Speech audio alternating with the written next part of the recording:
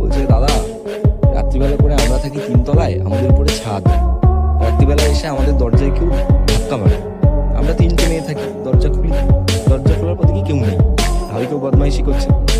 আবার যখন ধাক্কাধাক্কি হয় সঙ্গে সঙ্গে খুলি, মানে একদম ইনস্ট্যান্ট, দেখি কেউ নেই। ছাদে আওয়াজ হচ্ছে, ছাদে উঠে দেখছি কেউ নেই। বলছে রুমে যখন পড়ছি মনে হচ্ছে ডাইনিং এ কেউ যেন হাঁটছে, পা ঘষে ঘষে হাঁটার আওয়াজ হচ্ছে। প্রচন্ড ভয় লাগে আমাদের। আর এই ঘটনাটা রাত্রিবেলা করে বললাম যে ঠিক আছে তোরা তাহলে এখন আজকে চলে যা, দাদার বাড়িতে চলে যা, আমরা রাত্রিবেলা ওখানে থাকবো।